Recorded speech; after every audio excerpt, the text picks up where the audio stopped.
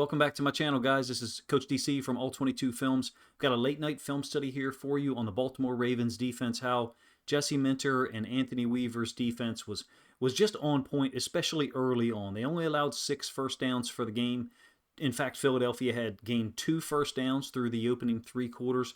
I'm going to focus this video on the opening 4 possessions when Philadelphia goes 3 and out and has to punt in each case. This one is going to be a little bit more impromptu than some of my other videos. To be honest with you, myself and my family have been traveling for the whole weekend, so it's been very difficult to try to get out content for you guys. So this first play is going to be a 12 personnel group, and Keyon Martin is the force player off the right-hand side for us, the left-hand side of the Ravens defense. I'm a little less complimentary of this than others that I've seen talking about it on social media. Drawing a hold, Eli Stowers does hold, in fact, here. In my opinion, the whole setup for the defense here is to force the run play to go in this gap between Keyon Martin and Mike Green. They're basically stabbing or diving Mike Green inside, as well as Broderick Washington, so pinching or stunting both of those guys down to the inside, and then allowing Jay Higgins to work over the top, and they're trying to clear up the backside inside linebacker, and you'll see, I do spot shadow and zoom in here. Look, it is a legitimate hold on Stowers. I still think we got to do a better job here from a Keyon Martin standpoint of just refusing to allow anything to get outside of us. Really, for me, it's this little hedge inside, peek inside that he's doing right now that causes the running back to think about bouncing it. Eli Stowers has to hold anyway, but you can see the backside inside linebacker, Dominic DeLuca, the will linebacker, is there to fill that gap. If Keyon Martin was setting this a little bit further upfield and a little bit more angular, if you will, then the running back would have no choice but to peel it back to the unblocked backside inside linebacker. Conceptually, I think that's what Minter and Weaver were trying to do there. Worked out in our favor because, like I said, Eli Stowers was called for an obvious hold there out on the edge. So the very next snap is a 1st and 20. I'm going to highlight the 2 young edge rushers. In this case, Zion Young off the left side of our screen, Mike Green off the right. Sometimes you just don't get a chance to make a whole lot of plays. And I felt like 3 times in this game, Green was asked to kind of give himself up on run concepts similar to the play that I just showed you. This is a 1st and 20. We're kind of giving up the speed out to the field, which is off screen to our right. Zion Young is at least active with his hands, in my opinion here. He's got no chance to get to the quarterback because the ball was just out too soon.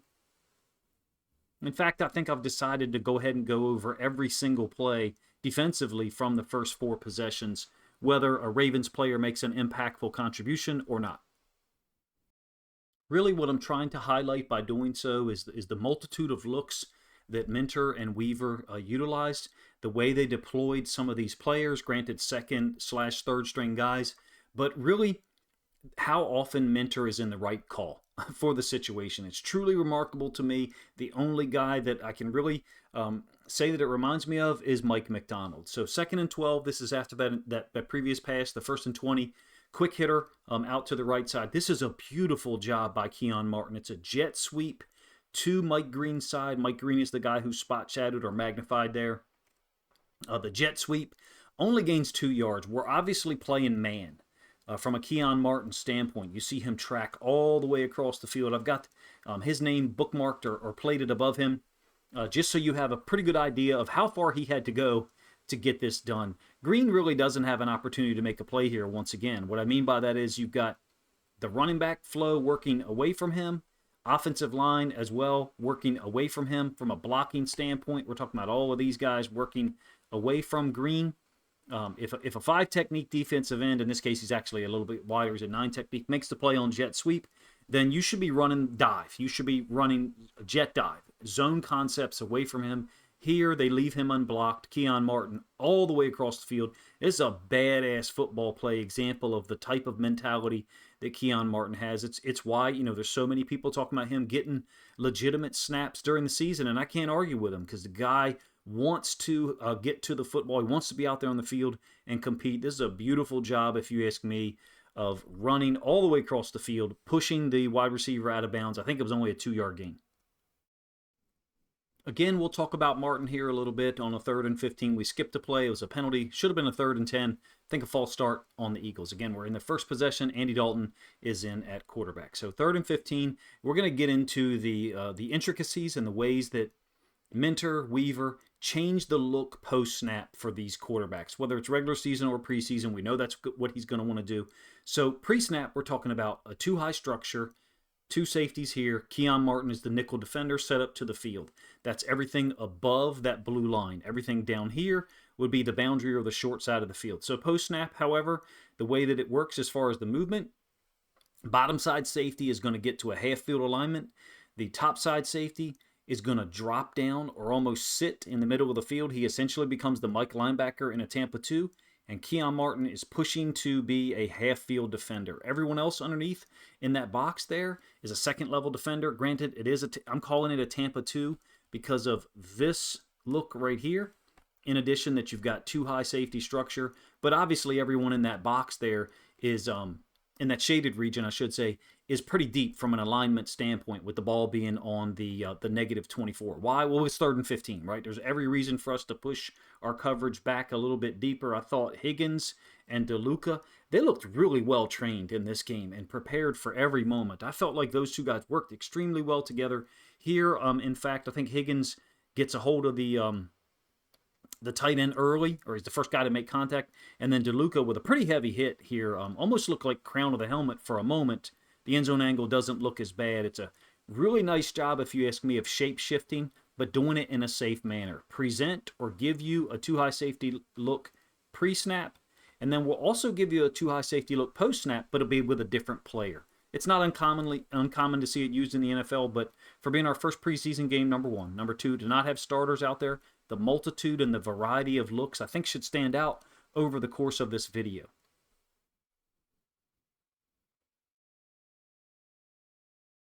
All right, let's do the end zone angle for that same play so you can get a chance to talk about what we're doing as far as a pass rush standpoint. Green off the right side, again, is trying to cross chop. We saw a lot of that last year. I didn't think that two of his rushes looked real consequential against Markel Bell, but this one, he's at least able to get around the edge, ends up on the ground. From a Zion Young standpoint over on the other side, we've got a stunt here between him and 90. I think that's Peebles. Peebles going upfield first, trying to dig into the left tackle here, trying to dig into the left tackle and let Zion Young go underneath and get isolated on that guard. Quick completion after checking the downside or the right-hand side of the screen from an Andy Dalton standpoint. Realized that he didn't want to mess around with the coverage / blitz structure at all. This is what we would like to see in the regular season, right? Stop the run, or in the case of this specific example, get a holding call that forces a 1st and 20, and then make the offense play behind the sticks. 1st and 20, 2nd and 12, and then a 3rd and 15 after the penalty.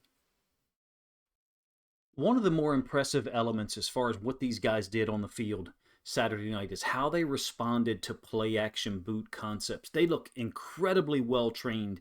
Now here we do have a slight reversal of the inside linebacker structure. So DeLuca is set to the field. That would make him the Mike. Higgins is set to the boundary. That would make him the Will. So a little bit different from what we saw on most snaps, especially from a nickel standpoint. So it's a 1st and 10. We're on to the second possession. And because it's a 12 personnel group for the Eagles, we're in our base 3-4 structure. That's everything that you see in the shaded region there. The top side corner, TJ Tampa, is rolled up to the side where Philadelphia has two tight ends deployed. One of those tight ends is going to run a route. One of them is not. But check out how quickly Tampa identifies this and turns back to go attack Hollywood Brown out in the flats. It's a long way for Hollywood Brown to go. I'd call this a Z-hide concept. DeLuca's going to finish the tackle. Let me pull this back a little bit and just show you how far Hollywood Brown had to go. That's Brown. He's the offset. The Z off the line of scrimmage with the X being on. Tampa, DeLuca, who's kind of visible here inside that magnification or that spot shadow. You lose perspective of him there for a moment. Their reactions were so instinctive and natural on these play action boot concepts. I think this is a great job by Tampa, in my opinion. It's subtle, perhaps. You do have two tight ends at the top side of the screen. One of them is going to block. I think it's the outside tight end. The inside tight end is running a route. And Tampa is going to briefly begin to carry or possibly deal with that vertical route by the tight end. And then you'll see he's already turning counterclockwise, on our screen at least, counterclockwise to go attack the route in the flats. He doesn't finish the tackle. It's DeLuca who does, who I think I was a little surprised at how well DeLuca played. Look, I know a lot about him. Really high level high school football player. In fact, I think played quarterback. Wanted to play at a big school like Penn State. Was offered at smaller schools to actually, I think, play quarterback or play offense. Chose to go to Penn State as a walk on. If I have my information correct, eventually earned a scholarship while Manny Diaz was there. I didn't expect him to play this well at the NFL level 4 or 5 years ago. But as he began to contribute at Penn State, in particular his last 2 or 3 seasons, you saw some of the physical traits, the quickness about why he was successful as an inside linebacker. Looks bulked up to me. I'm not saying that I think he's at the same quality as a Jay Higgins, but I think these two guys really worked well together, at least on Saturday night.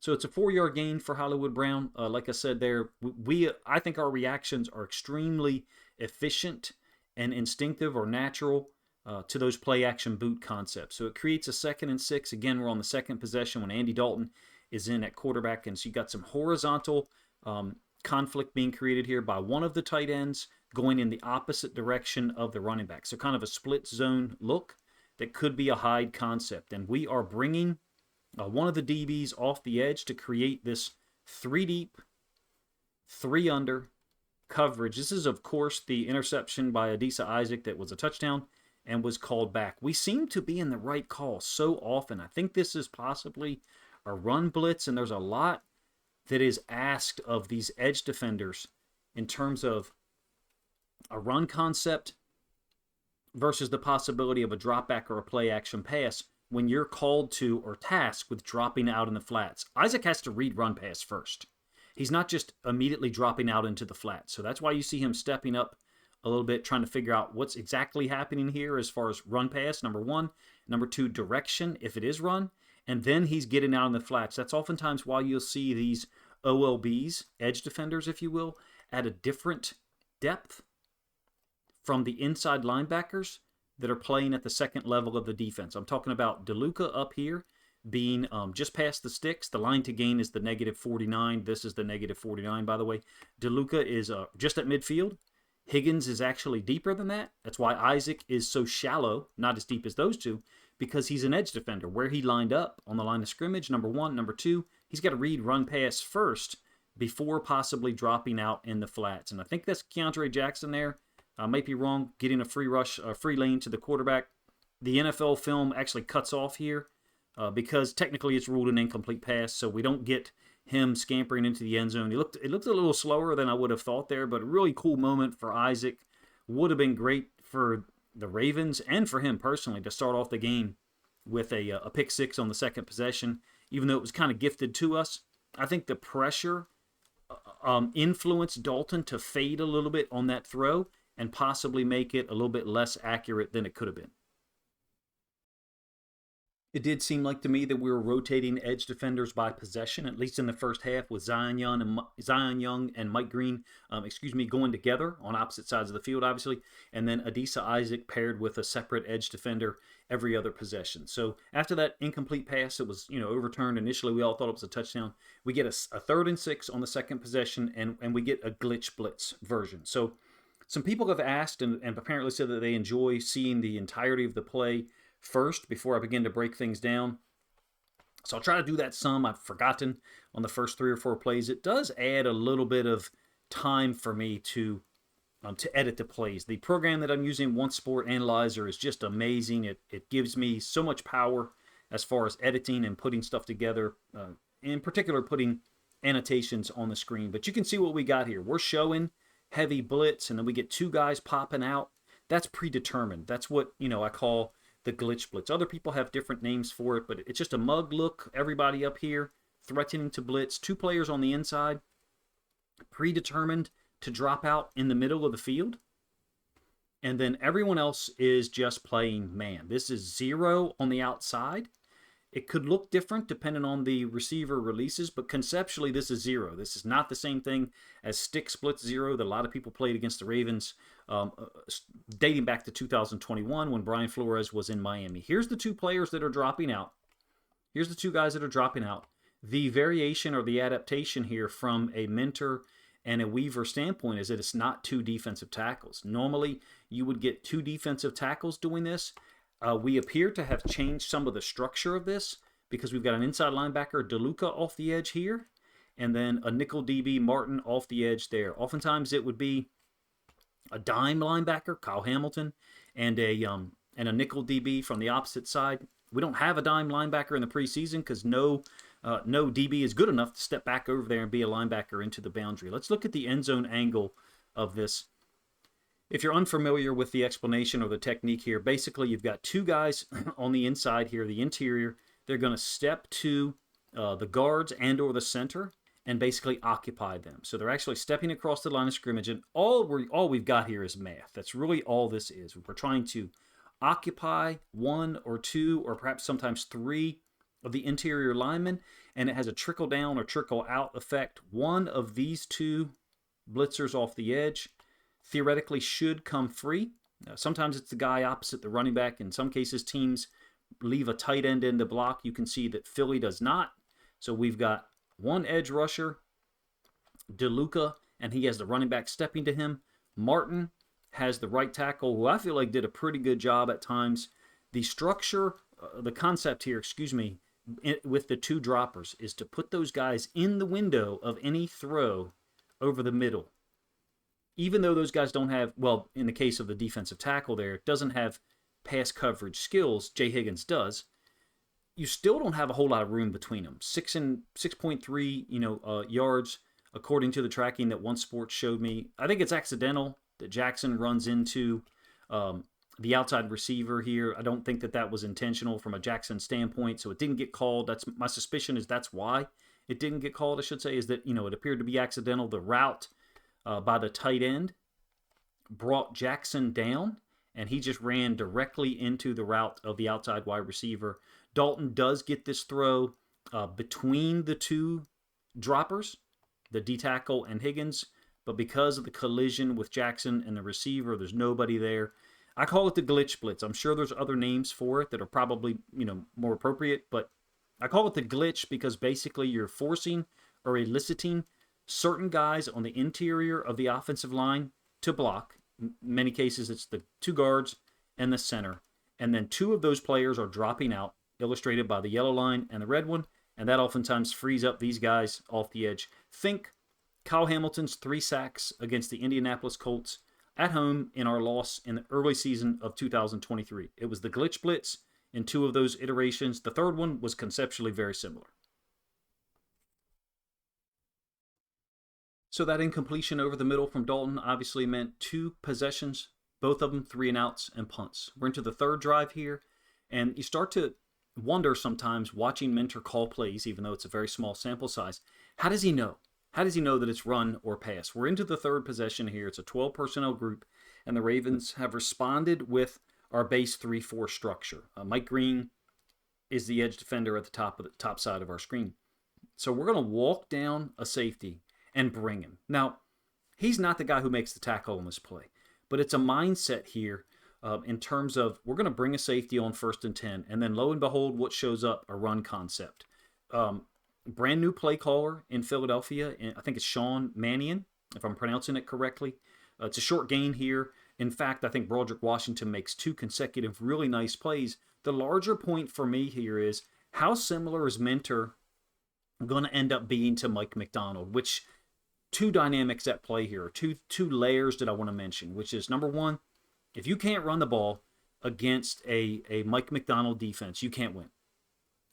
I don't know what the win percentage is for Mike McDonald defenses when he shuts down the run game for the opposing team, whether it's the 2 years with the Ravens, the 2 years with the Seahawks now, or the 1 year he spent in Michigan as a college defensive coordinator. It's just an observation off the top of my head that if you can't run the football against him, you will not be effective at all. And I think that, it probably exists for most defensive coordinators, defensive staffs, but in particular, Mike McDonald.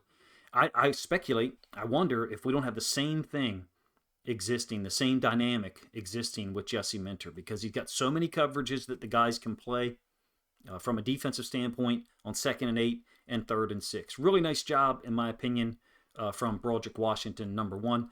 Getting back to the McDonald-Minter type of comparison, It's the willingness to trust his players to make checks on the field, whether it's just a coverage check on a particular half of the field. But in addition, I think there's some real recognition that's taught here. I suspect some of the calls we saw here in the first 4 drives were directional.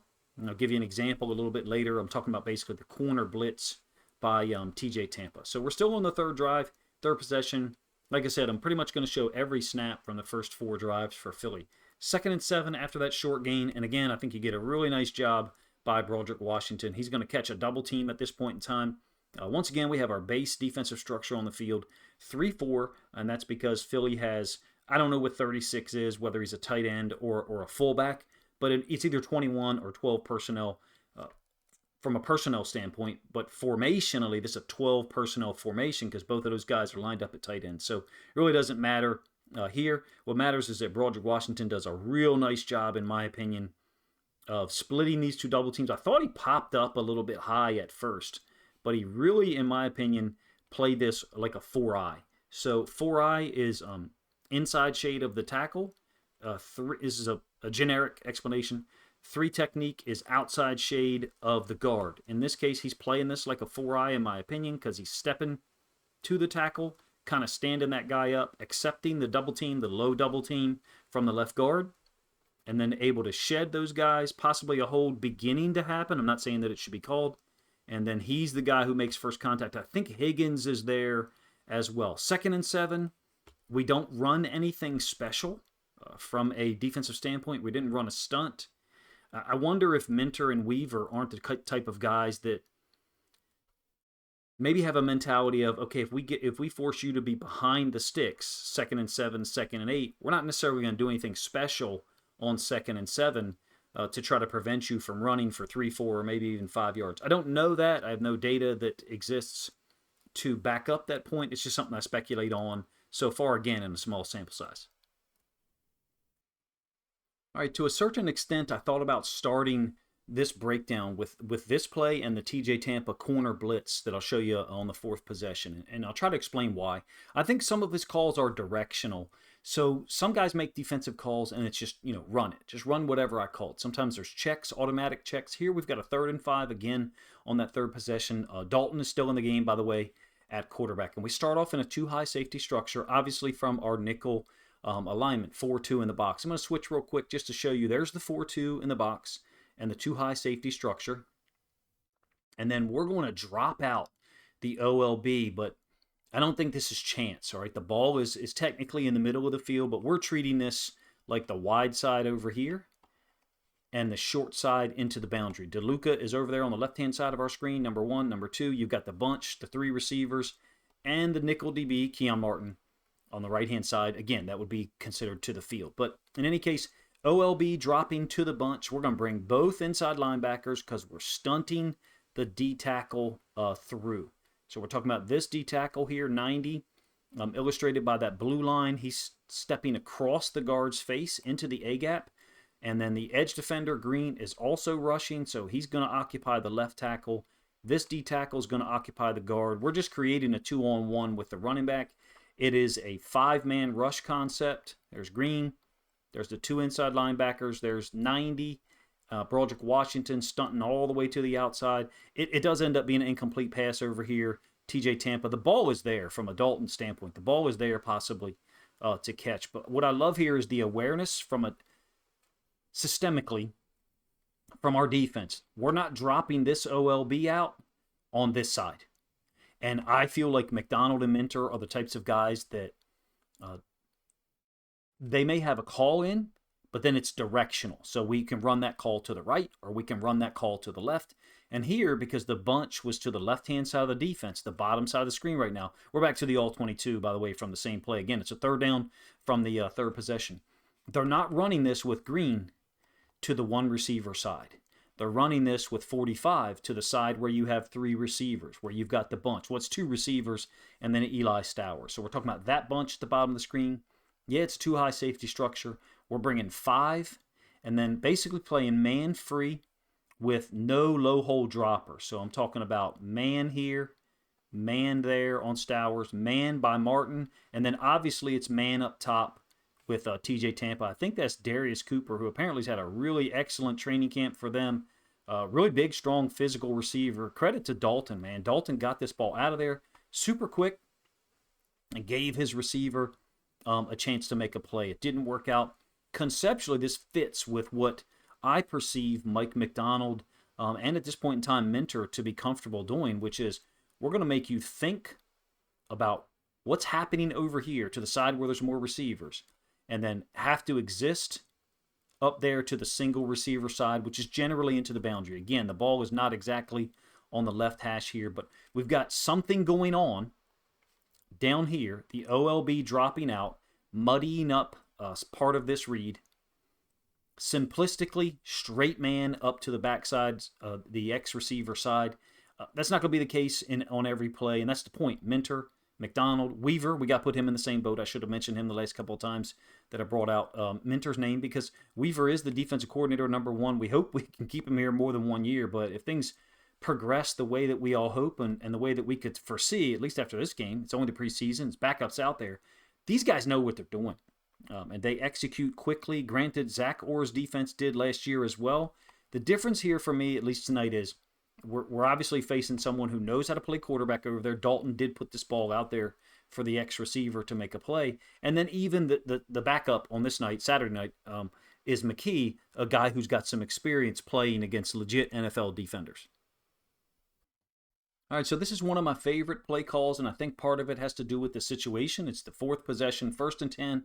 Philly is backed up to their own 10-yard line, obviously, from an 11 personnel group.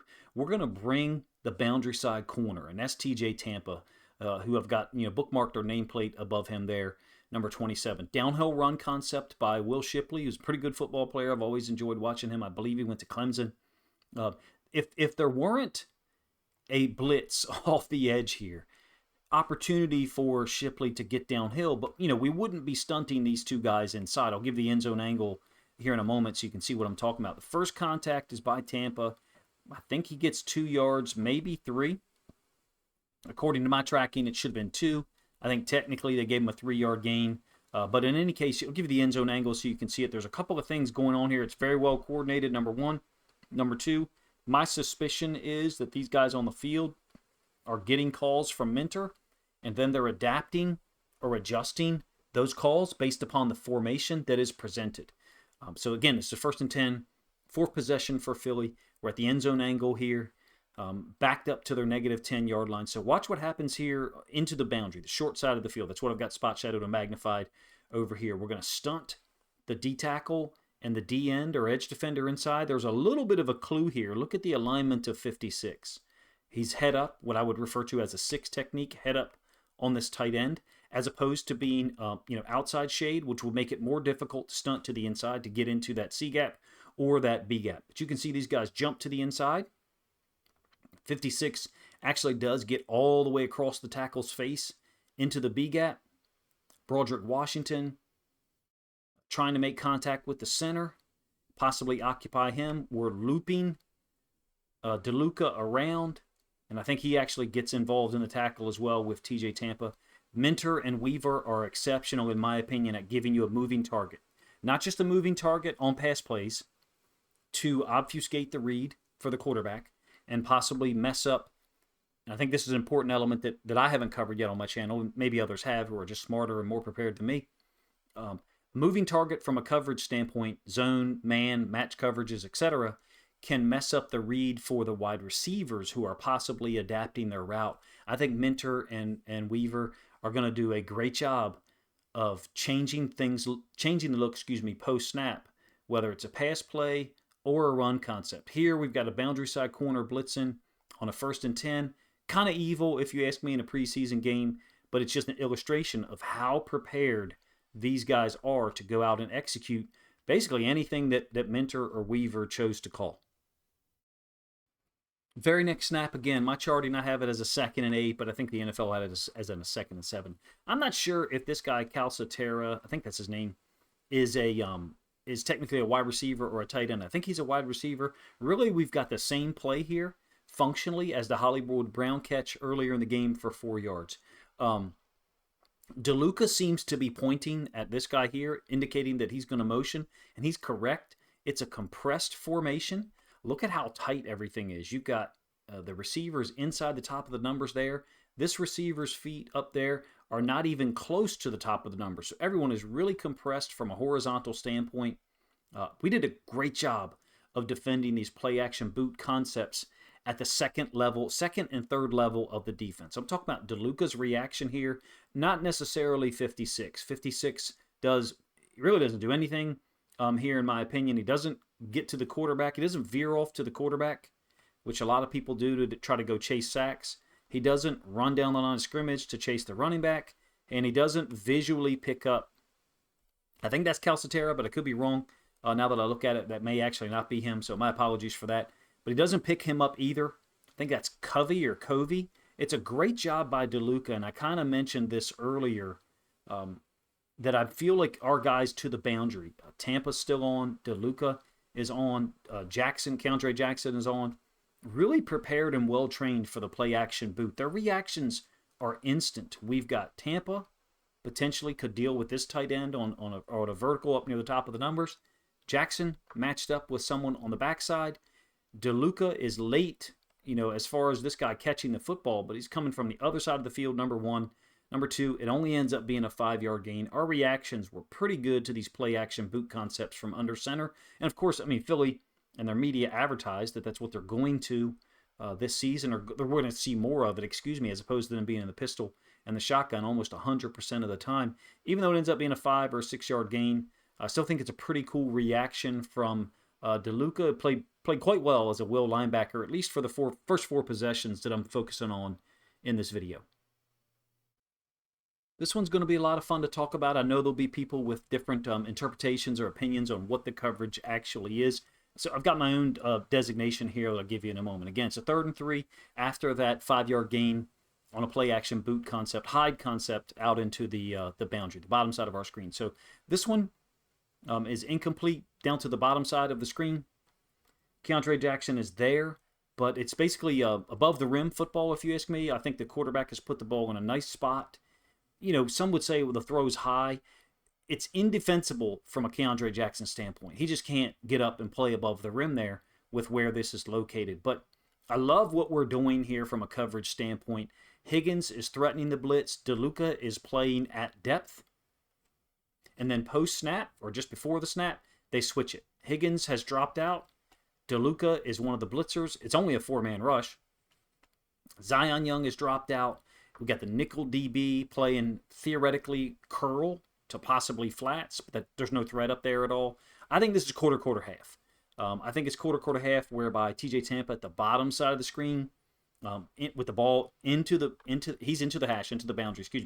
I think he's going to sit in the flats, and I think we've got a half field defender here. I think these two guys are playing 1/4 and 1/4 or quarter. Most people call it cover 6.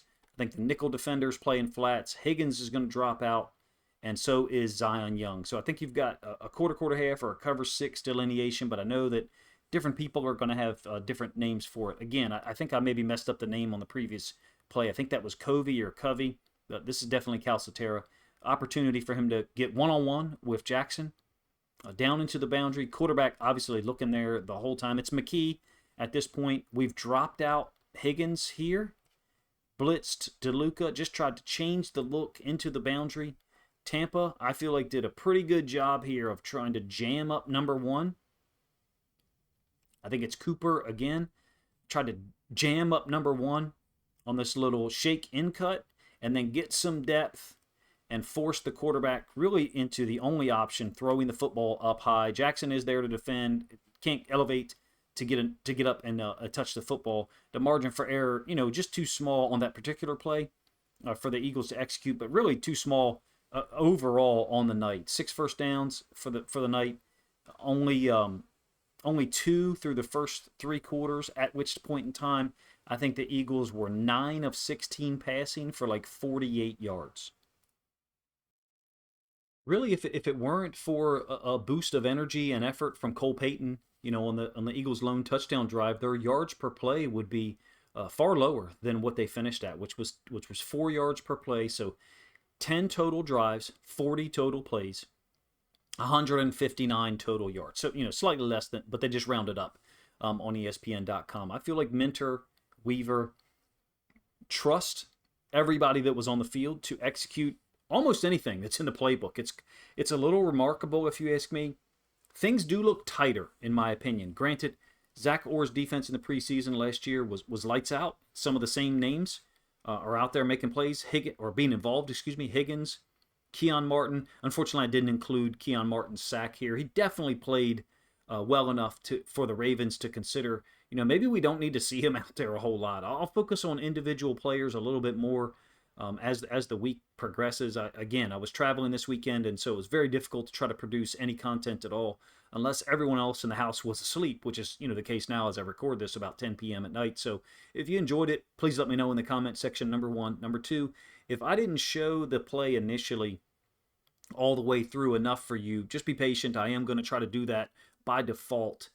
Pretty much every video that I put out, whether it's Ravens, Lions, Seahawks, or rookies, or anything else, the Once Sport Analyzer program, man, it makes it a whole lot of fun. It is somewhat time consuming, but using the graphics, I feel like accentuates the explanations of the concepts as I understand them. If you think other Ravens fans would enjoy my thoughts on Baltimore's defense, in particular, these first 4 possessions, then please consider grabbing a link to this video, sharing it out on social media to help this content get more reach. Appreciate you guys' time.